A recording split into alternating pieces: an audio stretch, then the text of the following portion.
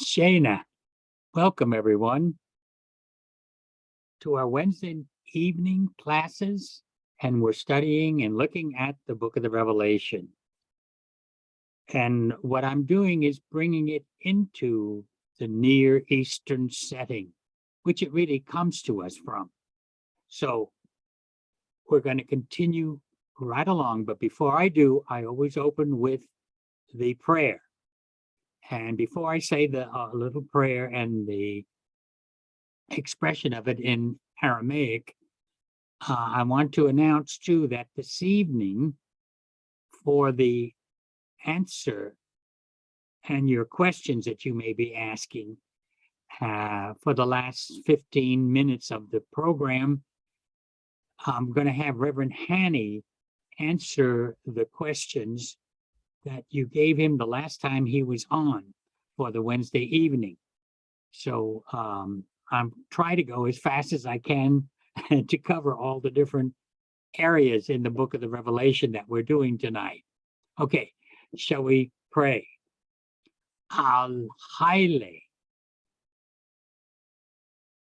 Maran Ishua Mishicha Misharena Mila Milte the Maria Allah Haya.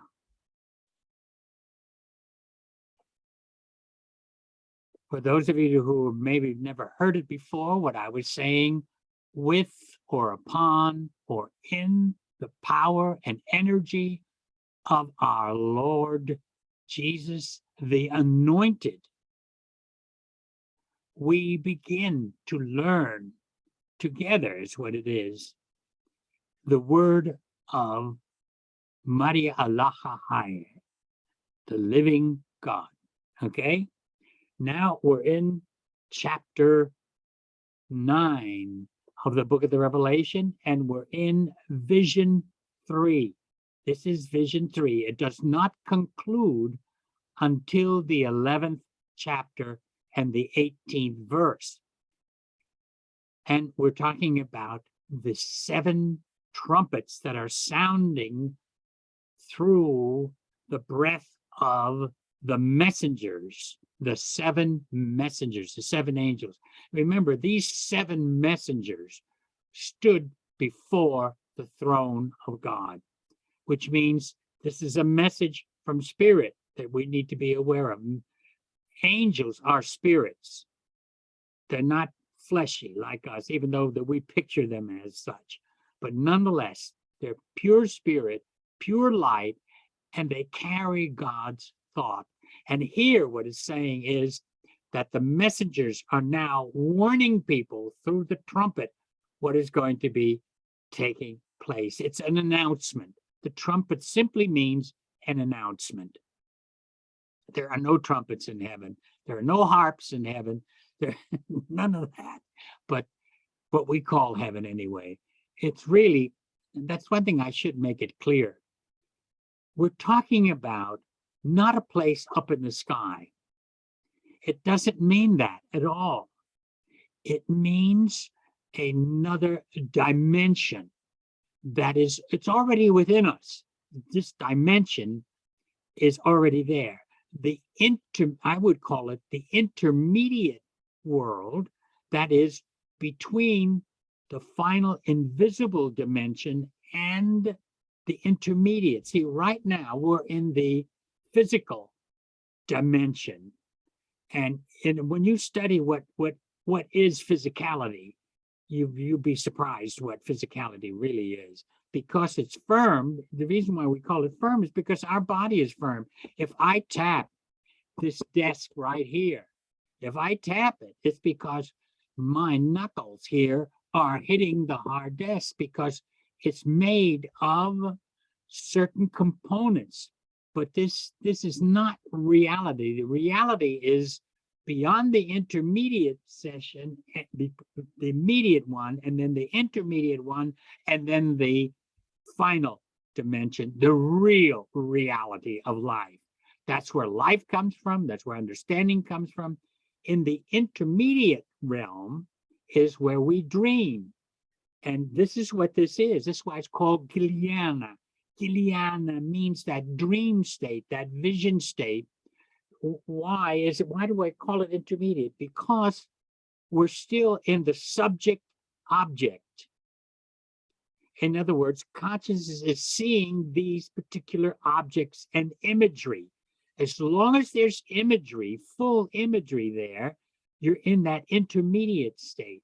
We do it partially when we dream. That means we have some of that intermediate state already within us. It's already there, but not in its fullness. Dreaming is only glimpses into that intermediate state. The full intermediate state is when you get an out-of-body experience, when you are in a physical world and you see something superimposed over it and you're wide awake. That's part of that intermediate state. So, but the real full reality is still yet behind it.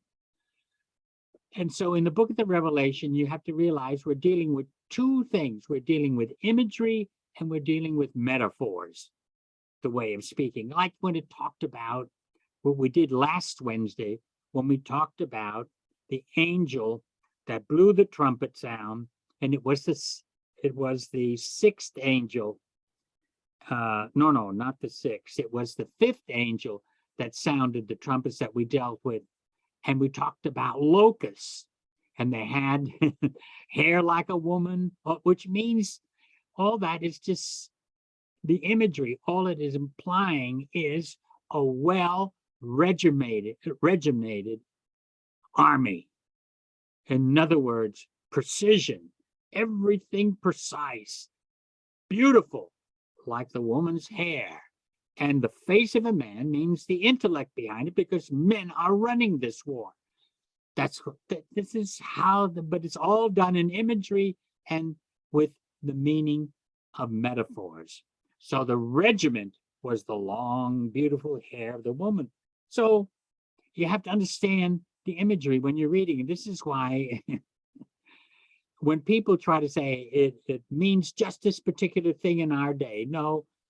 The seals and the four horsemen are still riding, and now the trumpets are still blowing. But each time, remember, 7 seals, 7 trumpets, and 7 bowls.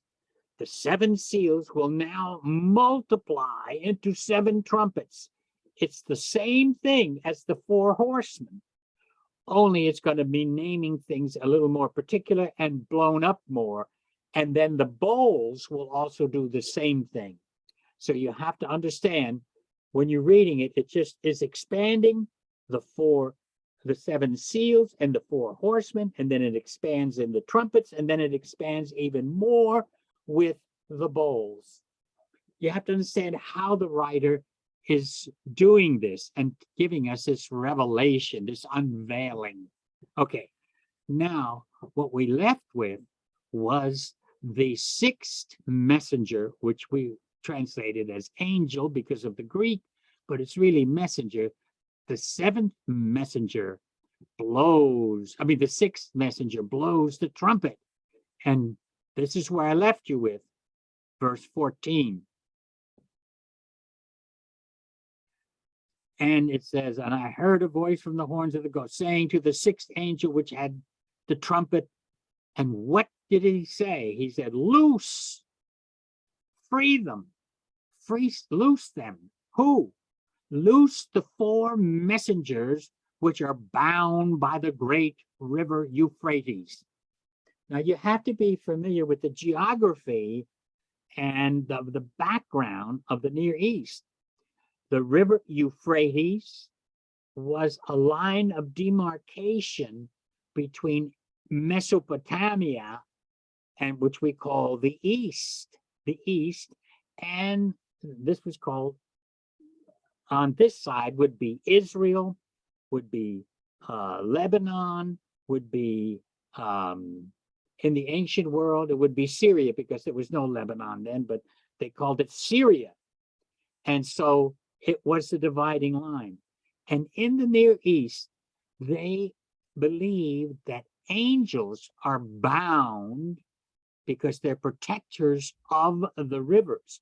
So they have to stay there. because they keep it flowing, keep everything going. This was the ancient belief that messengers were certain divinities, that is, the messengers of divinity, were keeping the rivers flowing, all that, and they were bound there. It means that they had to stay there.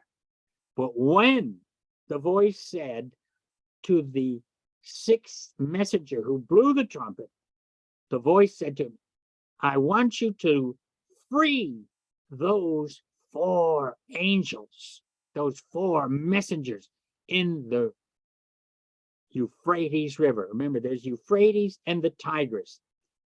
And any invading army coming from the Far East, or any coming from the western part into invade, they'd have the trouble with those rivers. When you loose the angels or the messengers from those rivers, what it means is it will dry out the river. In other words, what's coming is a huge invading army. And of course, the revelator is used to wells, is used to little rivulets. And so the thought of the angels being loosed means the river's going to go dry. That's what it means. The Euphrates is going to go dry. You can't take this literally, folks. I'm telling you, you can't.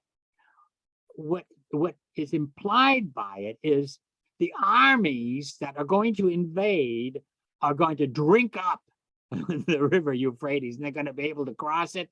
They're going to then make everything dry.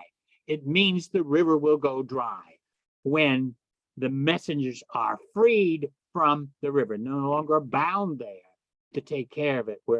When they are bound there, the river is overflowing. There's a lot of wonderful things happening. It helps with the rivulets that go out, the tributaries that go out and help with the land. But once they are freed, that was bad. So you have to, again, understand the Eastern understanding when you're reading the scriptures. And this is why people don't understand it when they read this. Okay, so now the four angels were loose, those which were prepared for that hour and for that day and for that month and for that year, when this great horde is going to come. What's implying is a tremendous, huge army is going to come. It'll drink up the river Euphrates, which means it will not be a barrier to them. So they're going to conquer. Remember, this is the horse that's going to conquer.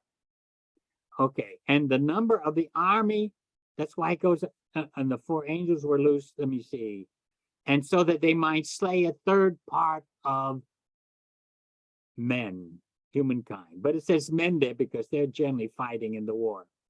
And the number of the army of the horsemen was 200,000. Eastern amplification. The reason it says thousands and thousands, 200,000s and thousands, which means you can't count it. It's a huge army that's going to come. It's really big. That's why the river Euphrates is going to go dry. And that river will not stop them from invading the land. So who was it? Well, there were many invasions, but the biggest one took place in the 12th and 13th century, when Genghis Khan came with the Mongols and Tamerlane. They all came from the Far East. And we're going to read about that later on, about Armageddon, because that's what it means. They're coming from the Far East, coming in and invading. And this is what happened, Genghis Khan. But most people don't realize it, though. But before these wars break out, and by the way, 12th and 13th centuries was the beginning. Well, actually, it was slowly collapsing, but the real collapse took place in the Church of the East.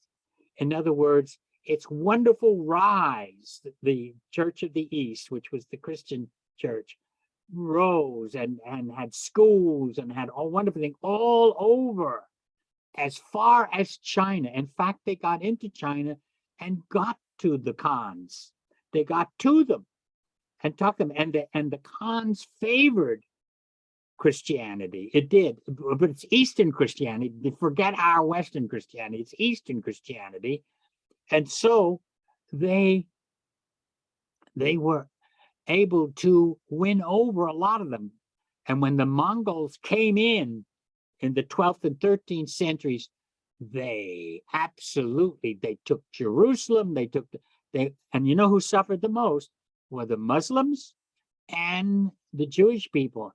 Some Christians, because it was hard to tell apart from them when they were invading, but for the most part, they did try to protect them. Later on, when some of the Mongols got converted to the Islamist people, then is when they turned on the Christians. But what happens once the Church of the East began to collapse, then it lost its power in China. It lost its power all over there, and just little ones stayed, but not for long. And then some of the Mongols converted to Islam and therefore were against the Christian movement. And that's when the real slaughter of the Islamists, higher people, in the high places, began. A terrible persecution, burned churches, they wanted to wipe out the Church of the East completely, the Aramaic speaking form of the church, and all their schools and everything. And Baghdad, the Mongols absolutely devastated Baghdad, which we call it today in Iraq. It was terrible slaughter. That's all this here that is talking about. And I saw the horses in the vision, and they who sat on them, they had black breastplates of fire, means they were well protected. And but the brimstone and the brimstone represented that they were terrible fighters, one of the worst fighters. They were good in fighting, but they were the slaughters. What they did is they made hills of heads, mounds and mounds of head by the thousands of people when they went through the cities. And the brimstone represent they burned everything. It was a terrible slaughter. And this is all this description here is that's all it's saying. And the heads of the horses were like the heads of lions. Nothing could stop them. And out of their mouths issued fire, smoke, and brimstone, destroying everything in its path. And the power of the horses was in their mouths, meaning they were swift, and in their tails. And their tails were like serpents, because they could even turn around and be accurate on the horse and kill and throw the arrows, shoot the arrows, all of that. It was terrible devastation. The Mongols were tremendous fighters, and this is the imagery of that kind of fight. This is why I don't read much of the book of the Revelation. I hardly ever read it. And the rest of the men who were not killed by the plagues, neither repented of the works of their hands, meaning they still worshipped idols. And the worship of devils and idols. Devils means crazy. Don't take it. The worship devils, they didn't worship any devils under the ground or anything. It was the idol that was considered devilish, crazy. Idol is nothing, absolutely nothing. And they were against idols. So that is the worship of devils and idols of gold and silver and brass and stone and wood, which can neither see nor hear. That's why they call it devils. Because why are you breaking to that image there? Why are you doing that? nor repented of their murders, nor of their wicked. It says, Lanza translated as witchcraft, which means evil doings, putting spells on people, doing all those kind of things, nor of their fornications, which means sexual promiscuity, nor of their thefts. In other words, people were doing evil, doing all kinds of evil, stealing, doing all kinds of worship of these idols and sexual promiscuity, and just everything was rampant. And venereal diseases was running everywhere.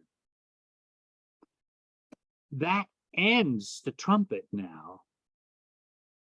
And we come to an interlude.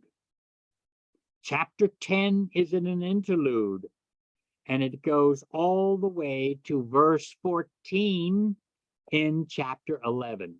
The interlude is chapter 10, chapter 11, all the way to verse 14. It's just, they did the same thing with the seals. There was an interlude, remember? Okay, so what's going to happen here at this interlude?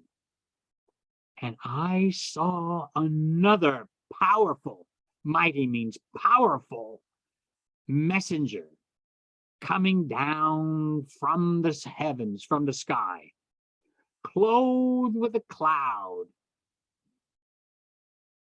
Clothed with a cloud means arrayed beautifully. In other words, the cloud was around him, this magnificent messenger.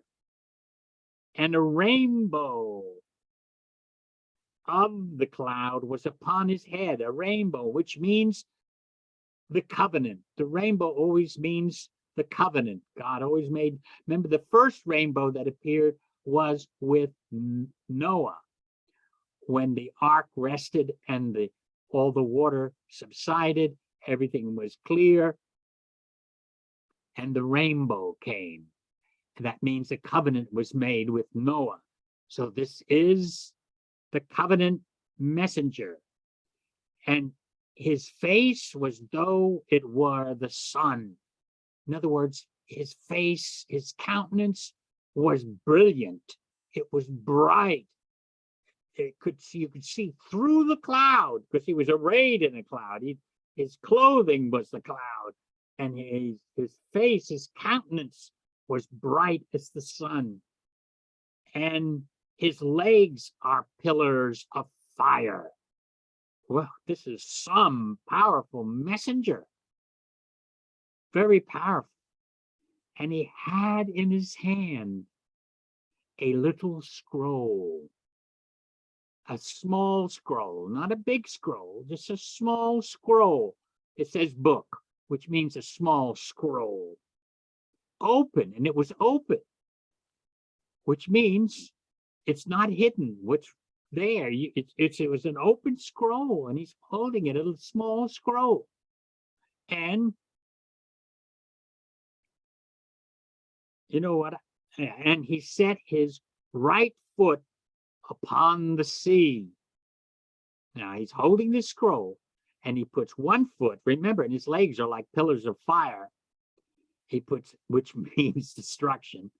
And he put one foot on the sea. And his left foot on the sea. No, his right foot on the sea and his left foot on the land. Okay, what does that mean? Putting his one foot, the left foot, on the sea, and I mean the right foot on the sea and the left foot on the land, means this messenger had a universal message. It was going to affect the people in the islands that are out on the sea, and was going to affect the people on ships. It was going to affect the people, anyone that was involved with living on the sea, the islands, and the ships. Anything that was there, any commerce, anything like that was going on, it would affect them.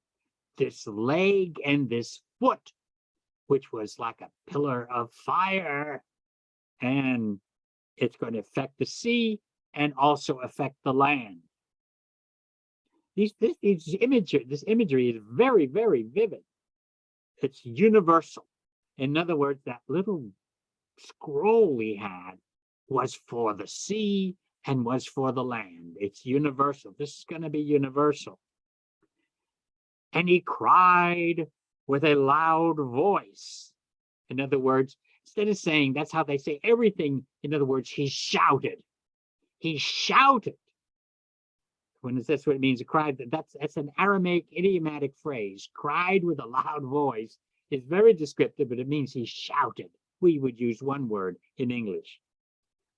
And he shouted as when a lion roars. Oh, this is powerful vision. And when he had shouted, 7 thunders sounded their voices. The noise. The voices means the noise of 7 thunders. Oh, so we got something extra here. 7 thunders. Remember? 7 seals, 7 trumpets, now 7 thunders. Why 7? It means complete. Complete. That was it. This number 7 was known throughout the entire Near East. They used it in everything. 7 was the most ancient number that they used, and referred to the heavens and the planets that they saw, the 7 that they understood in those days. Okay, I explained that in the beginning when we did the earlier chapters. Okay, and when the 7 thunders had spoken, I was about to write what they said, in other words, but I heard a voice from the sky saying, seal up those things which the 7 thunders uttered. No, don't write it, don't reveal it, and do not write them. Now the angel which I saw standing upon the sea and upon the land raised his right hand to the sky, even above him, and he swore by God. In other words, I'm telling you the truth. That's what this means. This is true what I'm telling you. Who lives forever and ever, who created heaven and the things which are therein, and the earth and the things which are therein, and the sea and the things which are therein, that there should be no more reckoning of time. Wow. No more reckoning of time. Because how do we reckon time?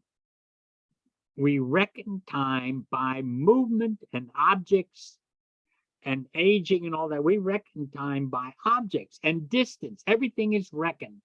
And time is reckoned by objects, okay? Like when we measure going to the moon, when we do, everything is done by that. All right, there shall be no more reckoning of time, but in the days of the voice of the 7th messenger, when he shall begin to sound, blow the trumpet, and I showed you the trumpet last week, the mystery of God will be fulfilled, as he has proclaimed to his servants, the prophets. So that means the God will no longer be a mystery. The mysteries of God.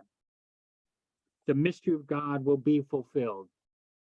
In other words, people will finally come to a realization. To a realization. Remember, the other interlude was about the sealing of God's servants. Now it represents that they're getting close to the time where even time will be no more. And the mystery of God will be unveiled, revealed, fulfilled, as he proclaimed to his servants, the prophets. You'll understand more about God. And the same voice which I had heard from the sky spoke to me again, saying, go and take the little scroll which is open in the hand of the messenger, which stands on the sea and on the land.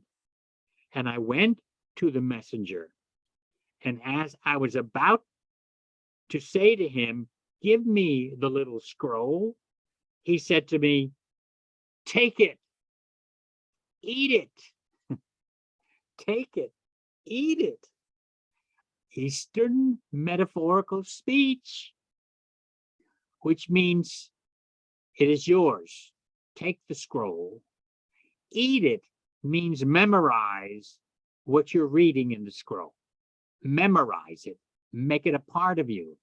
When I used to joke with Ravi Lamsa, that is Dr. Lamsa, when he was working with me, this is in the early,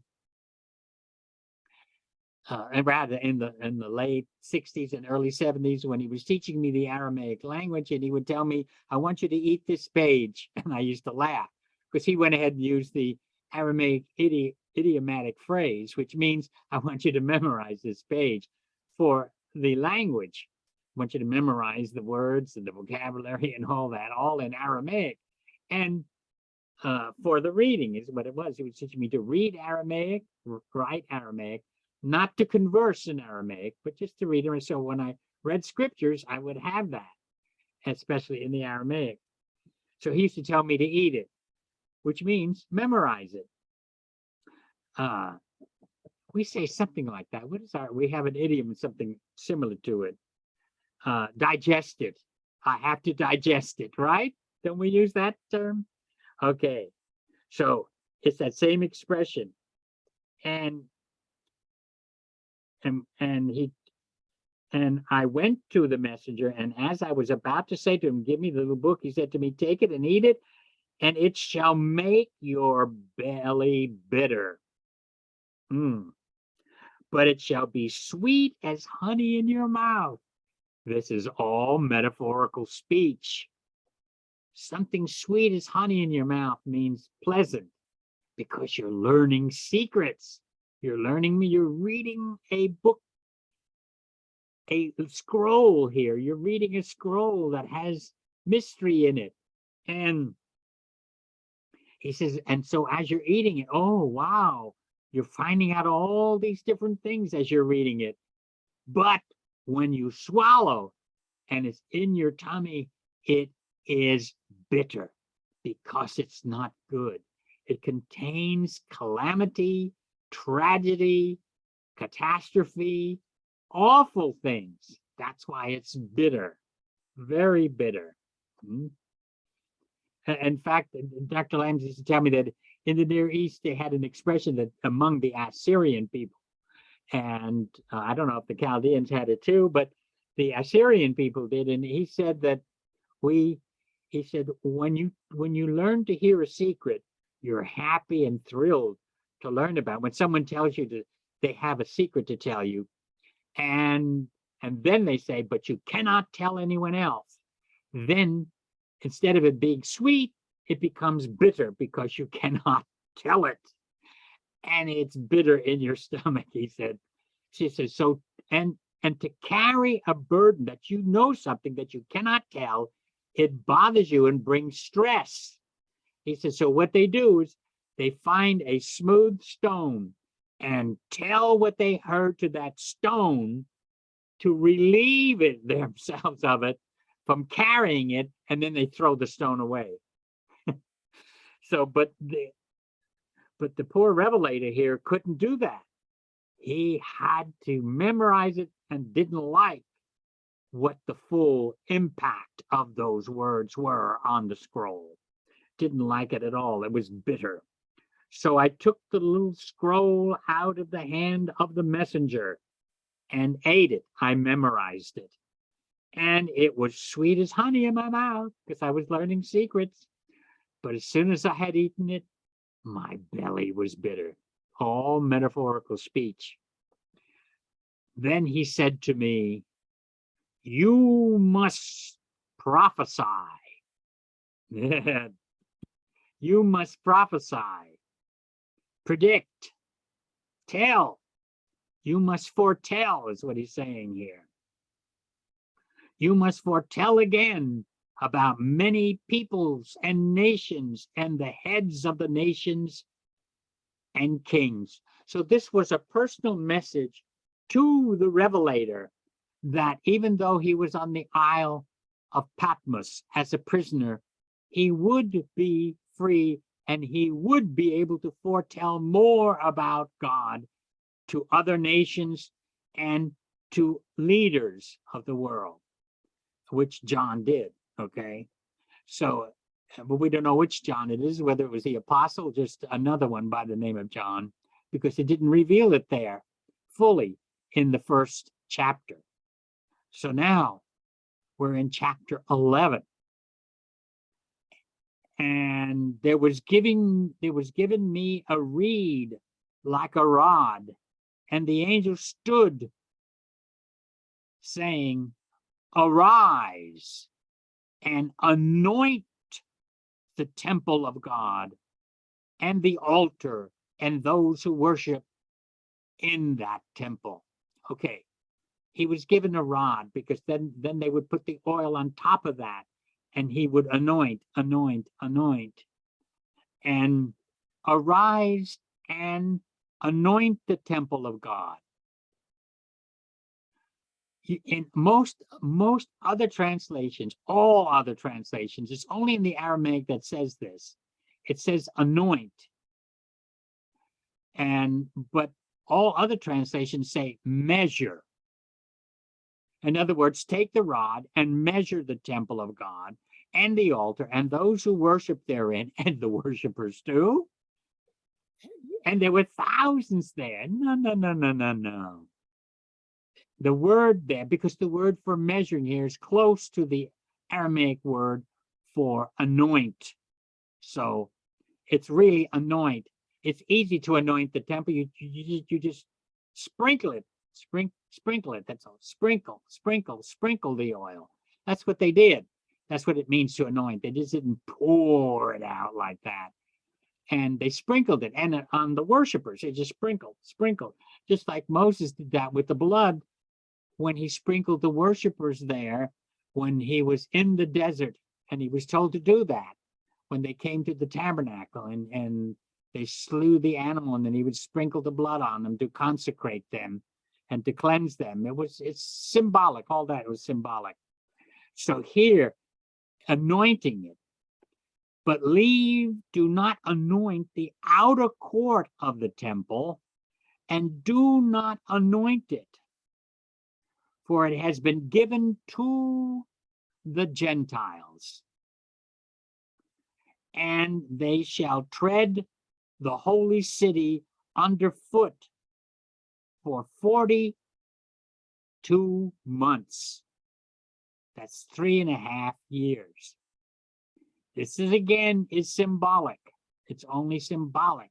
It means a short time when they will destroy the outer court.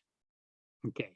Then I will give power to my 2 witnesses. Oh, and boy, have I heard the preachers on this one. I remember when I was in the churches, they used to preach on that.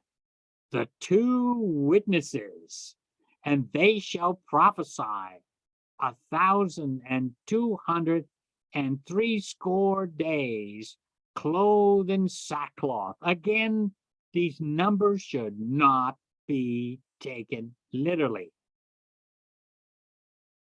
And who are these 2 witnesses? These are the 2 olive trees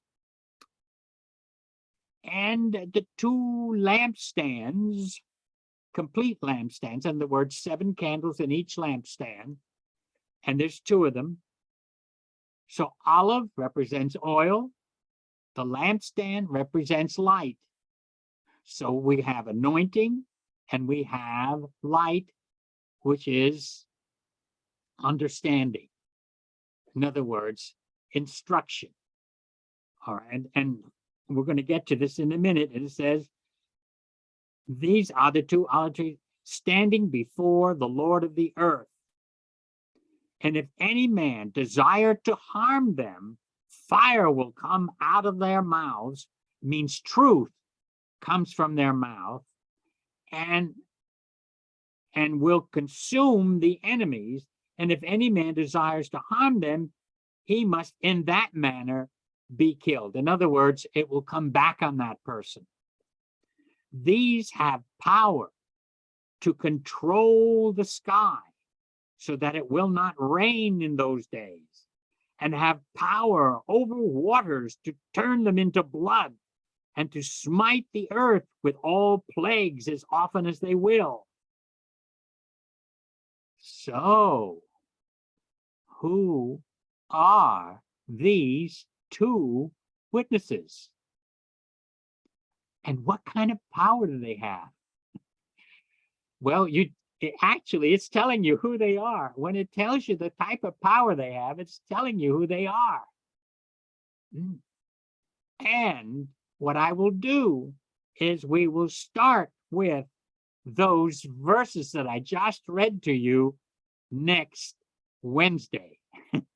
Who are these two witnesses? And forget what you've heard preached all the time. It's very simple. You have to stick with the scriptures. And that's what we're going to do, because it reveals who these two witnesses are by telling you what their power is. Okay? So we will start next week in the 11th chapter with the two witnesses, and I'll go into more detail on the two witnesses. Now, I want to get to your questions before we get to Hanny. Let's see if I have any. If I do, I'll go to the Rabbi, there's only one question for me, I believe. Oh, just one question? Okay, then I'll let you go ahead then, Hanny. Go ahead. Okay. I asked people to send questions if they have any, but hello again. I'm back from my travels. The questions that I got that I wanted to that were left from 2 weeks ago. The first one is asking me if I knew of somebody named Moogi, M-O-O-G-I, on YouTube. And I looked him up after I got the question. I have not heard of him. The question, though, does talk. He seems to speak of God and getting in touch with the inner being, which is our essence. It's not knowing what Moogi is talking about. Getting in touch with our inner being is not in contradiction with Jesus's teachings. As Dr. Errico constantly reminds us that we are more than this body. We are spirit. We have a soul that is ageless, timeless.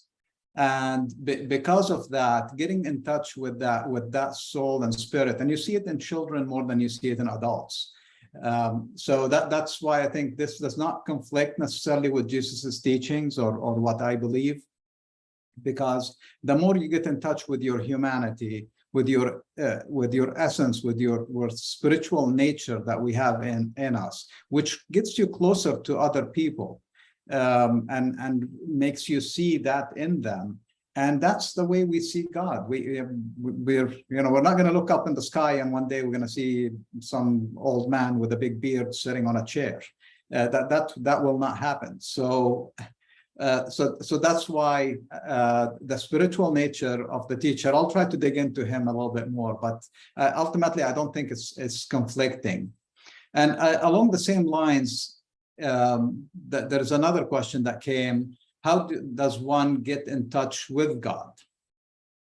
And that's we talked. I spoke about meditation and quieting the mind and starting to receive God's thought, and that's one way. The other way is what we just talked about: is going in and starting to see God in us. And then in everybody we come in touch with. That's where the power of Jesus's teachings come in, is that he saw that God, if you go sit on top of a mountain and expect to see God, you probably will reach some really good states of meditation and quietness to hear and be one with nature and be one with the universe, not just nature, with everything around us. Where we actually get challenged the most and where we are needed is when we go back into society and then start seeing God, not just by listening, but also by interacting with one another. Jesus was a big, I mean, if he had one big banner is love. God is love for him. And we are the children of God if and when we love ourselves and everybody around us, including the most challenging people who we would call enemies. He really emphasized that. And that's where I feel my connection with God really is it happens or becomes the most challenging, is when I run into the people who challenge me. The people I like, it's easy to love them, and it's easy to see their goodness and their perfection. The people that I disagree with, they challenge me, and until I can love them, truly love them with no condition, then I am still a bit separate from God. So that's how and I know it can be, because we the images that we get from movies and when God speaks, even in the holy books, when God speaks, he speaks with a thundering voice, and he shakes, and especially in the Hebrew Bible. And we have this expectation that could scare us from reaching out and wanting to be with God. But if God is the God that Jesus talked about, the beloved parent, is loving. He's always engulfing us with love.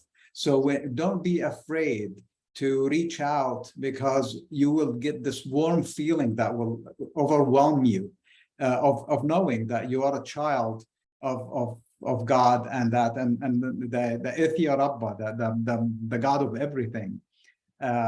See, the word God also has an image to it. So if you go back to the Aramaic and meditate on Ithia Rabba,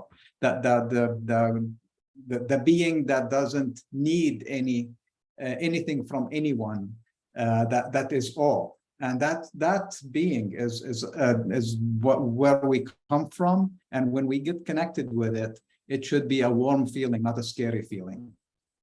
Rabbi, do you want to say anything about that? No, I think what you said was just fine, perfect. Okay, thanks. I think it was just wonderful, and you said it very clearly. This is what I emphasize all the time, exactly what you were saying, and you know that. So you were very clear, very good. To the point. Thank you. So the other question that came is, what does Judgment Day mean in Aramaic? Is it a metaphor?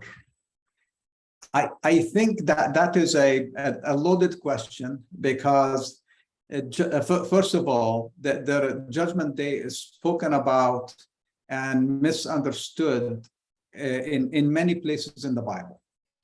And there was a belief system that there is going to be a day, an actual time, where basically the world will end, and all humanity, the billions and billions of people that ever existed since our existence, till that day, will all rise and face what they've done. So a belief system was developed even during the time of Jesus. It was there. Now, Jesus, when he spoke about it, he said nobody knows when that day is. So basically, don't try. If there is a day, don't even start guessing when it's going to be, which is really goes against a lot of churches that today constantly try to predict that day, and they sell everything, and they prepare, and more often than every time so far, that day has come and passed, and they have not, their prophecy did not manifest. So if we go with Jesus's teaching, the way I understand Judgment Day is that it came at the time of Jesus, when he showed us the way. That was a separation between the pre-Jesus and the post-Jesus teachings. Now, the post-Jesus teachings, the truth that's in them, and it's a truth that he talks about. He says that basically we have a judgment concept as human beings. So Jesus shifted that, because he told us, first, judge not. Then he told us that God's judgment, and you can go into Matthew chapter 5, God's judgment is different than ours. We look for some type of a fairness or a balance from our perspective.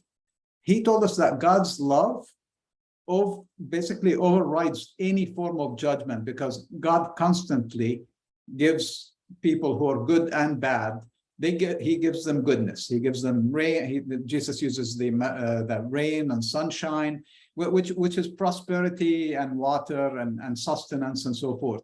So if God looks at the good people and the bad people daily and gives them the same sunshine that I get and my, where I live here, and if there is somebody bad living, by my definition, bad living somewhere down the street, they get the same sunshine. And when it rains and things flower up and we get all nice oranges and fruits and things like that, they get it as well. So that's God's daily judgment. Why would God wait for a specific moment, and all these people who are eating nice fruit and enjoying the sunshine, one day I say he, but God will call them out. In what form, first of all, and then punish the heck out of them for something bad they did. So if I just go into Jesus's teachings, he's constantly saying we will make errors, and then we have a way. If we turn to God, we can correct those errors. And there's a constant forgiveness. There's work that goes with forgiveness that is required. But then if we just keep clearing our tally, or whatever you want to call it, if you feel like you're doing bad things, that's the life we live.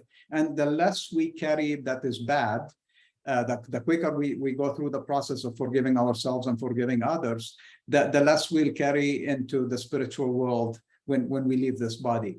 That's how I see it. That's how, and I can, I don't want to spend hours of giving you Bible verses and Jesus teachings, but ultimately, I don't think there is going to be a day where 55-year-old Hanny or 28-year-old Hanny or 3-year-old Hanny who made something bad is going to appear in front of a committee or a God who's going to smack me on top of the head for doing something bad, especially if I did the work. I beat myself more than anybody else beats me when I do something bad. Rabbi, do you want to add anything to the Judgment Day? No, I think again you did it very well. Okay. Okay. Well, thank you. There are more questions coming. I'll try to do them in order because we only have about 8 minutes. So the first one is absolutely loaded question, but I'd love to take it on. In your lesson 2 weeks ago, wait a minute. There's something I gotta say. I have to interrupt you here. I'm sorry, Hanny. No, go. I've got a question here, and I've got to address it. Okay. It's not a biblical question. It's someone who is in pain and in suffering, and I've got to address it. Okay. The question is, my grandson was killed Sunday at the gym. Please give me an encouragement. That must be addressed. Yes, So absolutely. I want to say something to this person who is in pain. I understand that. And when I say I understand it, I do. Because my own grandson committed suicide. And I know the pain of that very strongly. And I want you to know that you'll have to go through it. But I want you to know, though, your grandson is now experiencing, you didn't put his age in there, but I know he's experiencing the full light of God. He's understanding now that his own being is light, is the glory. When they talk about when people die and they see light, they don't realize the light is coming from themselves. It is their own being. We are light beings. We are part of a spiritual world. And I know you miss it. You cannot take that away. You'll miss it. But I want you to know, even though it got taken too soon, everyone gets taken too soon, if you want to know the truth. It's very painful. I've had to go through this several times.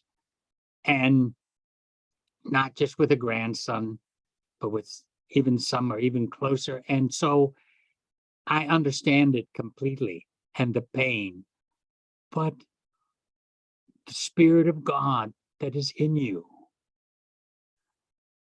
can comfort you right now and give you peace.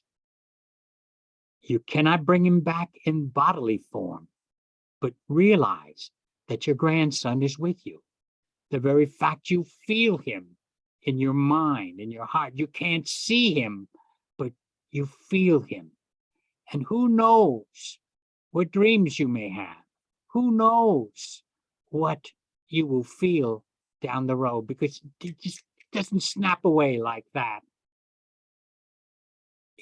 I understand it, and especially all kinds of things you may be thinking, but know that the comfort of God is in your own heart and mind.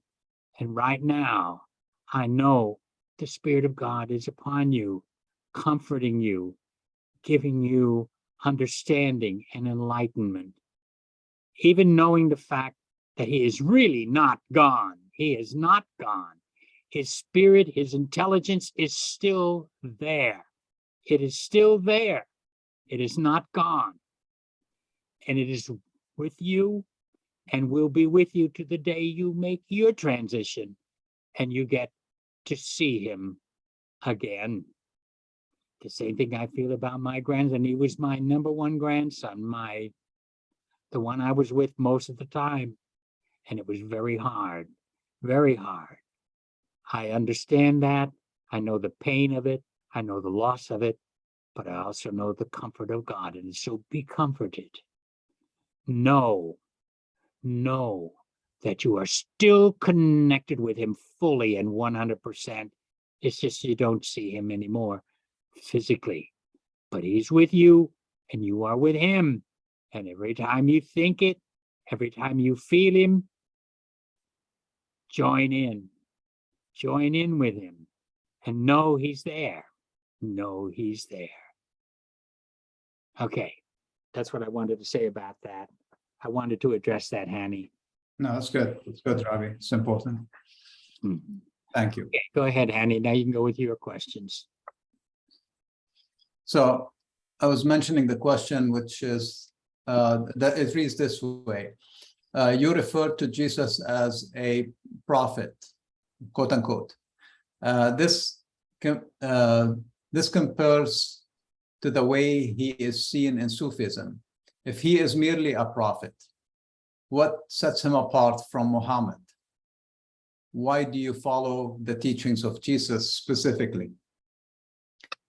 So the way I see it is there are different people who came at different times in different parts of the world to solve problems of their time, and a lot of them had the wisdom to give us tools that could last us even during that's the 2,000 years later in the case of Jesus, 1,400, 1,500 years later in the case of Muhammad, Buddha, a little bit but more time and so forth. But different regions of the world have these enlightened men figure out a way to guide us even to this day.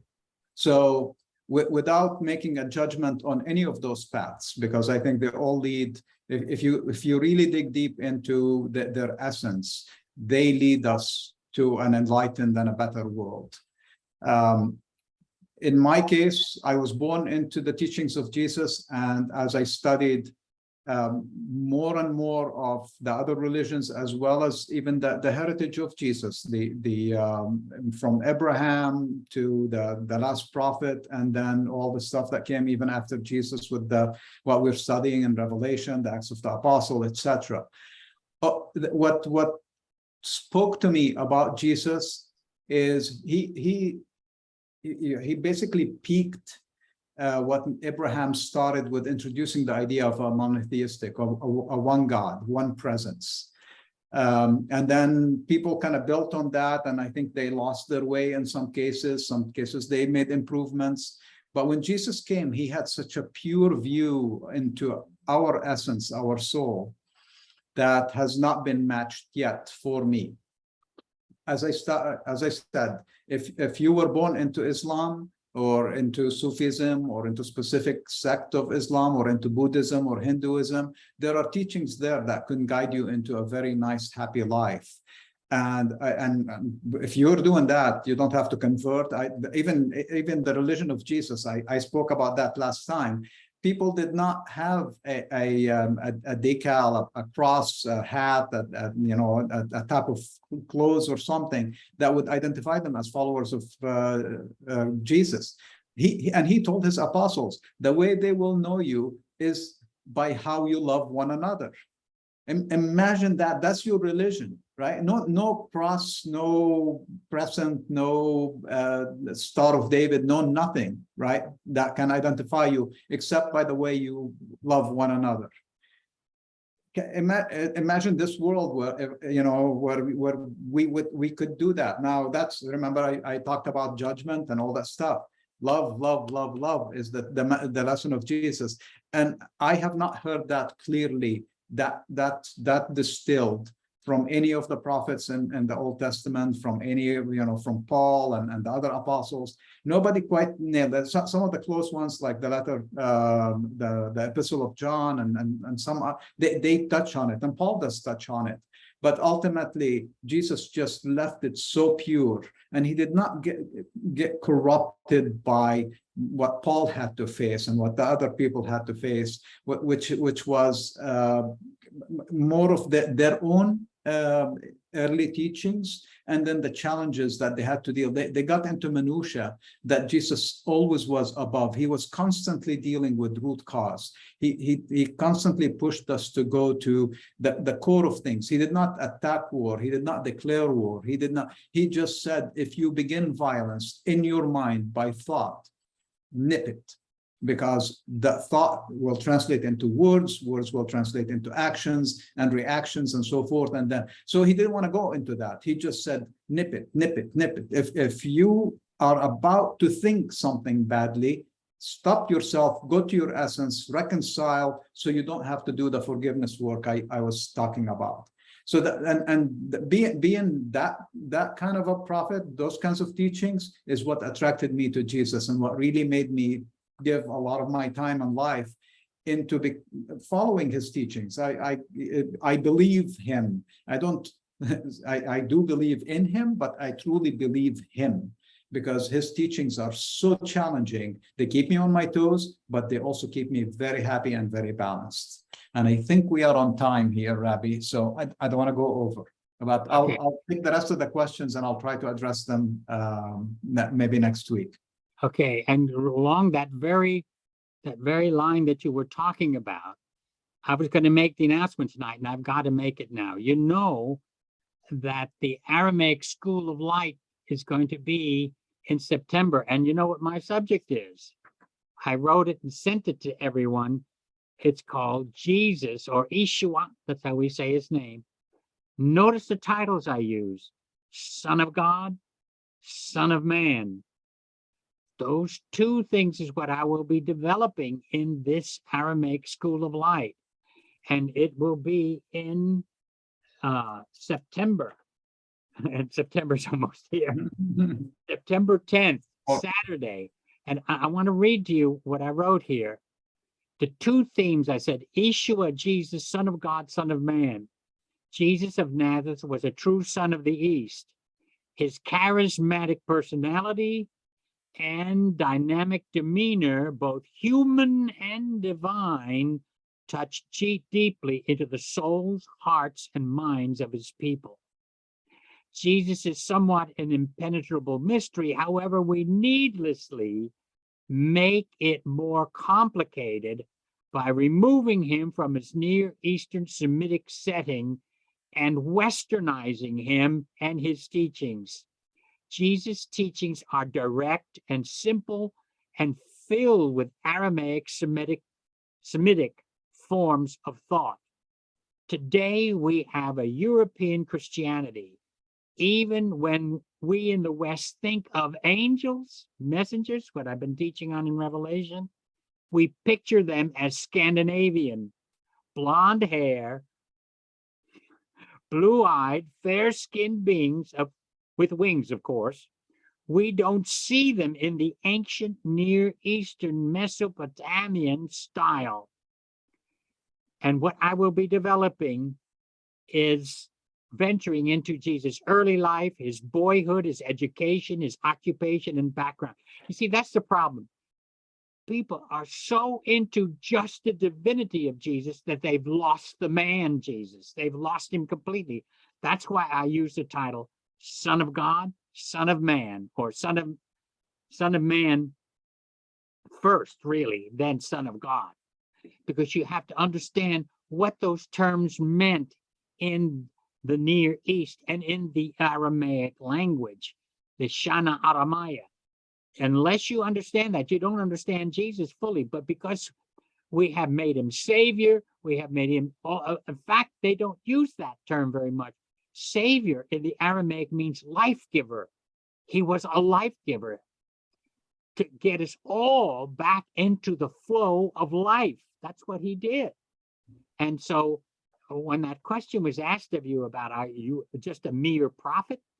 He was a prophet of the prophets. Like we say, King of Kings, I say a prophet of the prophets.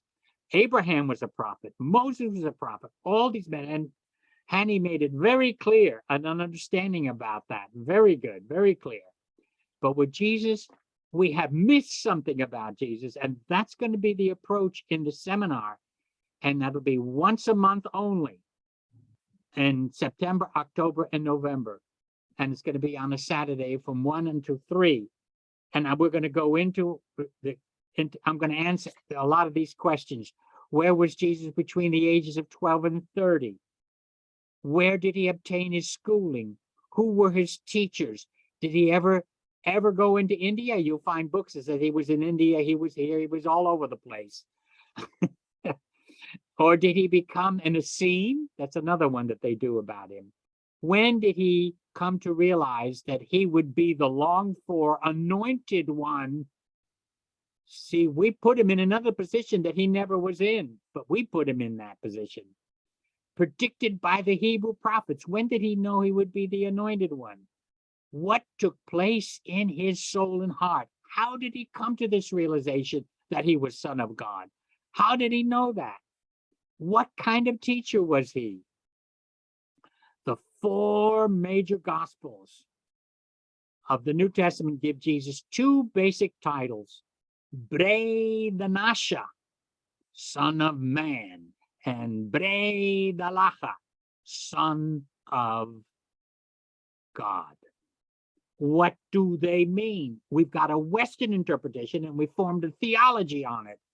And it wasn't meant to be that way at all. It was something they understood in those days when those terms were used. We've lost it here because we've westernized Jesus. And one more title I will use, which we really got to understand, is Mashiach. Mashiach means the anointed one, the Messiah. That's what it means, the Messiah, the anointed one. From Greek, we get this term Christ. And we don't understand the meaning of that because we get it from Greek. You have to understand it from the Near Eastern point. Mashiach is Hebrew, meaning anointed one. Mashiach is the Aramaic way to say it. It's the same identical word, they just pronounce it differently. Instead of Mashiach, they say Mashach.